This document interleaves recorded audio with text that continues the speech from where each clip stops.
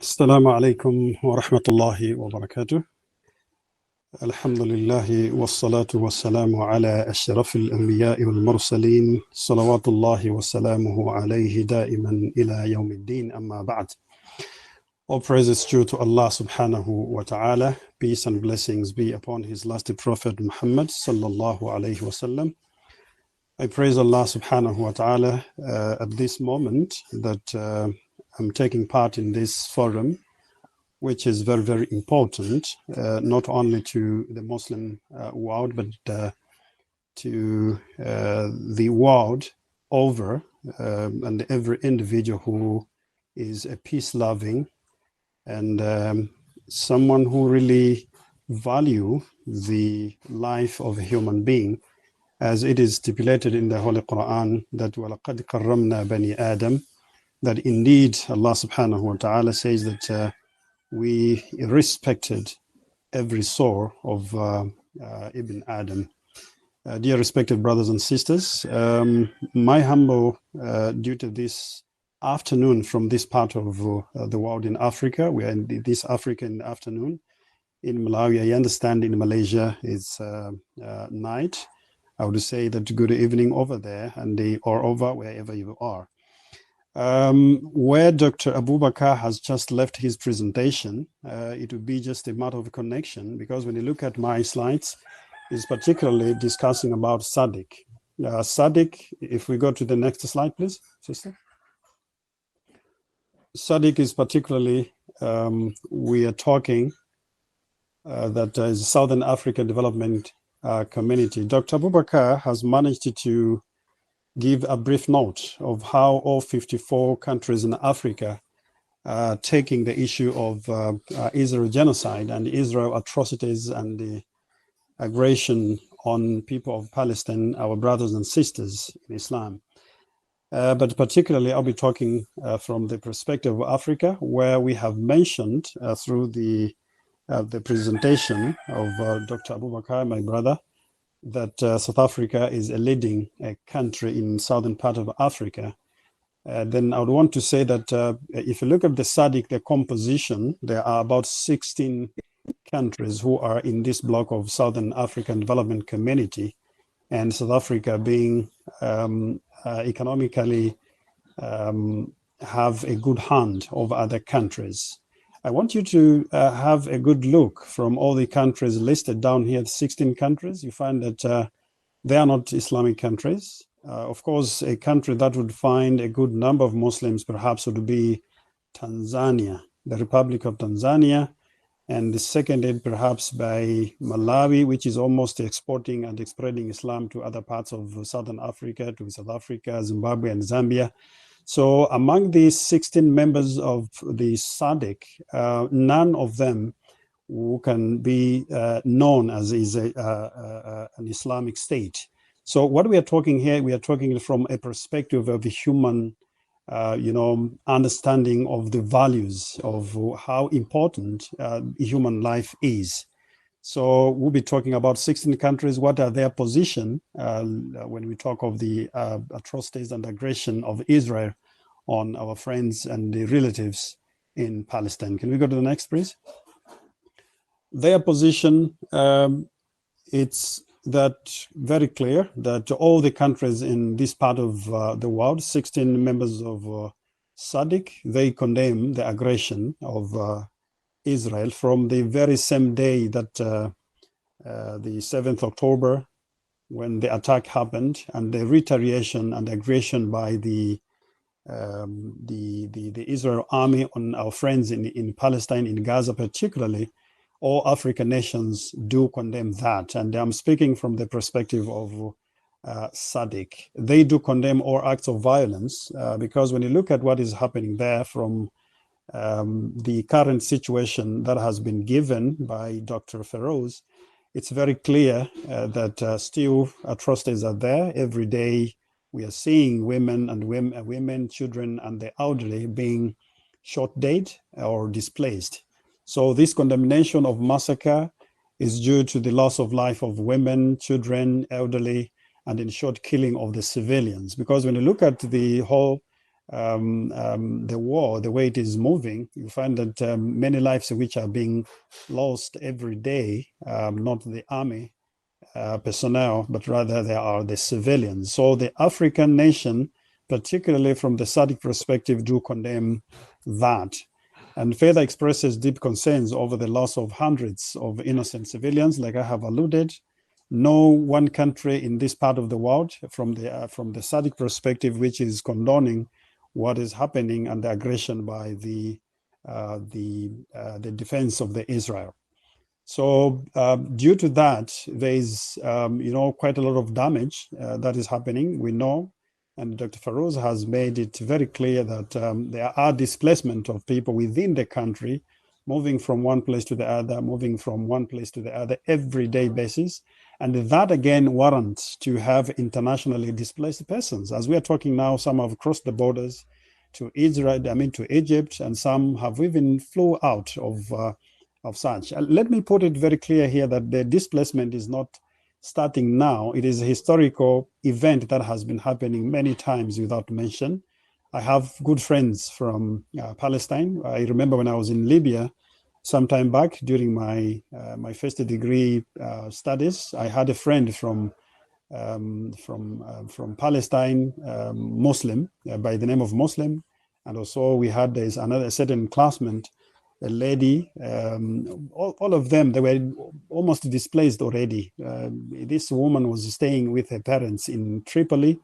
So many years they left Palestine. So the displacement is not a matter of today, but rather it's a historical atrocity that has been happening to our friends of Palestine. So the Southern Africa do condemn that displacement because it is really causing international immigration and necessary international immigration due to the atrocities that is being perpetrated by the Israel army. So SADC calls upon all relevant stakeholders.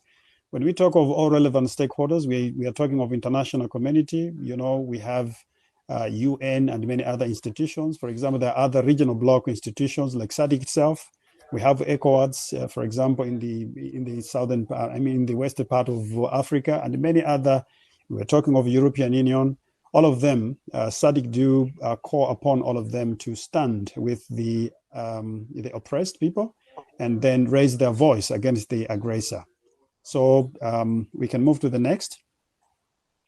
Particularly, I'll be talking of the South Africa response or South Africa position on what is going on in Gaza from the day one which it started.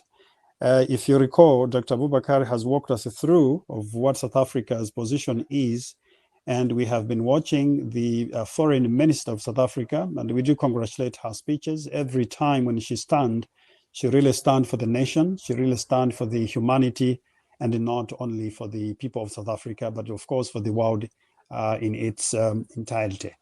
South Africa, as a leading SADC state, took the case to International Court of Justice. This is a very historical case that has really shaken the world, because never were we expecting that a country from Africa can raise up and bring the case to the International Court of Justice, and then waiting for the results, like what we have realized from the ICJ. It's a very, very historical, and really it's a milestone that has been set by the South African government. And South Africa accuses Israel of committing genocide. This is very, very clear. It is very open. And as a leading economy from this part of the world, as South Africa, many countries, like alluded already by my brother, Dr. Abubakar, that Zimbabwe's position is not, questionable. It is very staunch, supporting South Africa's position, and the other countries which we all belong to this SADC region. Of course, in voting pattern, like Dr. Abubakar has mentioned, there are some who abstained, like 4 countries, and in my country as well, Malawi abstained at one point in time, of which I would say in the following slides why that was done and what is the Malawi's position currently during on the genocide which is happening there. So particularly South Africa would say that it is a leading nation which is condemning the genocide in Gaza, and all other 15 nations in SADC, they do follow that. But of course, following as well their own foreign policy stand and rules and policies, but still they do share the same string condemning the genocide. So we are saying the ICJF ruled that this is the result that came out from the ICJF. They said at least some of the rights claimed by South Africa and for which it is seeking protection are plausible. So this is a very commendable. And if you read the whole judgment, you find that in paragraph 45, this is where you can find this statement very, very, very clear that some of the rights, I do quote here that some of the rights, why they said some of the rights, you know, that still the ICJF, though they ruled against the Israel and give them what to follow, but I would say in the very few lines coming down, you find that they all belong to the same port. All of them, they are Europeans. So in one place in time, they would say something, but of course, under the water, they can meet as well and discuss something. This is why they're saying some of the rights. But when you look at the claims of South Africa to the ICJF, you cannot substitute to say some. But in totality, South Africa's case was very, very plausible, and it was very, very formidable indeed that she is complaining against the genocide, not from the religious perspective, but from the humanitarian perspective, that we do respect the life of every human being on earth, white, black, or the Asian, or the African, or wherever comes from, but still we have to respect that. So some of the contents which the judgment said, for instance, there were a number of them, but I've just picked some few significant ones, which says Israel to take all measures to prevent genocide acts. This is a command, and this is an order. My background is from the military. I would say that when you read a statement like this one, it's Israel to take all measures. This one is not a request. This one is not a suggestion, but rather it is an order that has been given by the court of justice. And then Israel has got nothing to do, but rather to strictly follow what has been said. But again, we're going to be discussing down here to say, what is the position of Israel and what is being happening from the day this judgment was passed by the ICJ? What is Israel doing? Are they really complying? Are they really doing exactly what has been said in that particular, court order? That is a question that all of us, we need to find answers to. Number two, another significant point which was raised in that particular, judgment was that Israel to take immediate and effective steps to ensure that provision of humanitarian assistance to civilians in Gaza should not be stopped and should not be tampered at all. You know, sometimes during the war, there are quite a number of problems that happens. Like Dr. Ferooze has mentioned, the current situation there. You find that internationally it is acceptable that the humanitarian assistance should pass through. But Israel would do tamper with that, would block that, would make some blockages here and there, that the medicine, the food, and the necessities that which other countries are sending to the people of Palestine, the oppressed people of Palestine, should not reach them. So this order came forthwith from the court that Israel should make sure that there shouldn't be any blockade. But the question would be to ask, is it really happening? There are no jeopardies, there are no obstructions. It is a subject to this forum to discuss. The ICJF also ordered Israel to preserve evidence of genocide and to submit a report. I don't know how much they have complied to this, and I don't know what will be the kind of the stories which they are going to put in there, because this is the chance has been given to them to prepare a report and then to send a report. To me, when I look at this, I would say that the report is not going to be prepared, with all justice, because Israel is an aggressor, and then you tell the aggressor to prepare his own report on the atrocities that has been committed by the same country against the Palestinians. I don't think that the justice of the report is going to be, reported nicely. I suggest, if that was going to be okay, that the ICJF to send their own inspectors, to send their own people to go and bring the report to them. But commanding the aggressor to write something against itself, I don't think this is going to work. But again, it's a subject for discussion on this forum. After the judgment was passed, what was the reaction of other international institutions, for example, like EU? EU orders says that the orders of the International Court of Justice are binding on the parties and they must comply with them. So this is the statement by EU that either parties, either the Israel or the Palestinians, more especially the Hamas, should comply to what the court has said. But particularly, what I want to address here is that the judgment is welcomed by other international organizations as well, and regional blocs like the European Union. Many SADC states support the move by South Africa to take the issue to the court. And the statements that South Africa is making against the genocide, which has been perpetrated by Israel, many countries of Africa, yes, of course, and SADC. Now, particularly, let me say some few words on Malawi, because when you look at the voting pattern, which Dr. Abubakar has mentioned, my own country, Malawi, was among the 4 countries which abstained in one of the voting of the United Nations resolution pertaining to the genocide perpetrated by the Israel. Malawi, for instance, receded the plan to open embassy in Jerusalem because a couple of months ago, our president made it very clear through the Ministry of Foreign Affairs that our relations with South Africa, more especially diplomatic relations, dates back to 70s. Even there are some claims that they had relations with, the Zionists or the leadership of the Israel before the establishment of the state itself 75 years ago. This is what Malawi as a foreign affairs claim. I don't know how true the matter is. So because of that, the president announced here through the ministry that Malawi is going to open an embassy to strengthen the relations with Tel Aviv, but the embassy is going to be opened in Jerusalem, which was contested by many Malawians, more especially Muslims here and there.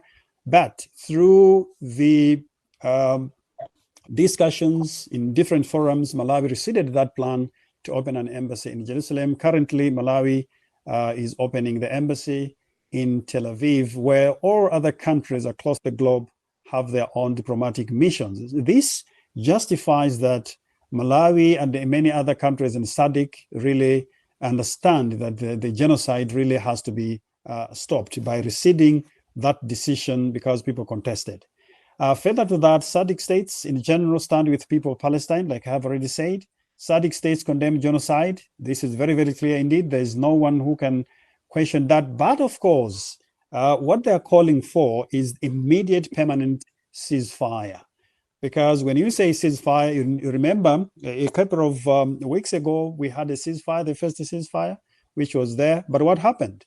Immediately after the resurface of the war, in the following morning, Palestinians were killed like chickens. Women, children, and the elderly. So we don't need, or the SADC countries are not calling for, temporal kind of, ceasefire, but they are calling for immediate. It should be immediate. So these are some of the conditions of the ceasefire. It must be immediate, and at the very same time, it must be a permanent ceasefire. That means to end the war. In my conclusion, I would say Israel aggression is condemned by all peaceful and democratic countries world over. Like I have said, people might perceive it that maybe only Muslim world are the ones who are condemning the killing of civilians and the innocent people in Palestine. Like I have said, among the 16 countries in SADC, none belong to a Muslim world. But therefore, they do this looking from the perspective of human sacred life, that it has to be protected by all means. There is need for all peace-loving countries to stand with the oppressed Palestinians. This is a call by the SADC countries that we should stand with the oppressed and raise our hands against the oppressor. And as a Muslim, I also see it very, very important that the Muslim world and Muslims at large should condemn this aggression as a war. I should take this, I wanted to put it like the Muslim world and Muslims should take this aggression as a war against their faith, hence need collective effort to free Palestine. This is from our own perspective as Muslims. We have to take this as part of jihad, and we have to take this as part of, something that is really infringing the rights of our own friends. But of course, if we don't do this from the Muslim perspective, Muslim angles, then how far other people who are Muslim, who are not Muslims, would join us? I'm very happy to say that Malawi showed a very good, example. Zimbabwe, Zambia, South Africa. We had mass demonstrations across our streets over here in the southern part of Africa against the aggression that which Israel is perpetrating against our friends in Palestine.